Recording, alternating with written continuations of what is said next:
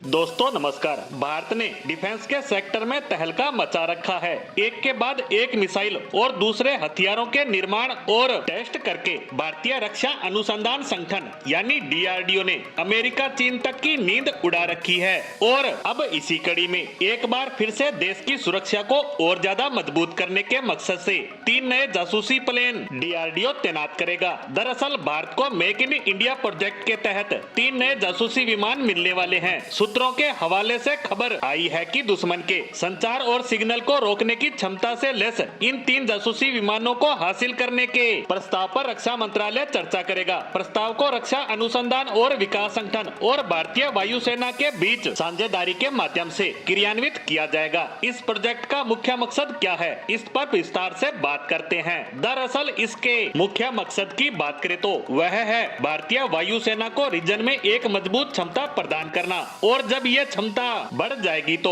हमारा कोई भी दुश्मन देश, चाहे वह चीन हो या पाकिस्तान, दोनों पर भारत को बढ़त मिल जाएगी। इसके साथ ही भारतीय वायुसेना ने चीन और पाकिस्तान के साथ अपनी सीमाओं पर निगरानी क्षमताओं को बढ़ाने के लिए 6 नए स्वदेशी नेत्र-1 निगरानी विमान खरीदने की योजना बनाई है। Netra airborne early warning and control aircraft program Brazilian Embraer aircraft पर आधारित है। डीआरडीओ द्वारा विकसित 2 नेत्र-1 पहले से ही उसके पास है। वायुसेना कार्यक्रम पुनर्द्वार के हिस्से में 6 और विमान खरीदने की तैयारी कर रही है। इस बात की पुष्टि करते हुए सूत्रों ने बताया है कि इस प्रोजेक्ट के तहत डीआरडीओ द्वारा भारत में 6 विमानों का निर्माण किया जाएगा और 80,000 करोड़ से अधिक की परियोजना के हिस्से के रूप में वायुसेना को इन विमानों की आपूर्ति की जाएगी। बता दें कि इस वक्त भारत की पूरी कोशिश है कि दुनिया में ज्यादा से ज्यादा उपयोग होने वाले रक्षा उपकरणों का निर्माण भारत में हो। वर्तमान सरकार ने इसको लेकर सरकारी से लेकर दूसरे सभी सेक्टरों को प्रोत्साहित करने में कोई कसर नहीं छोड़ रही है। और इसी को देखते हुए अब भारत रक्षा के क्षेत्र में अपना दम दिखा रहा है, जिसके बाद हमारे दुश्मनों सहित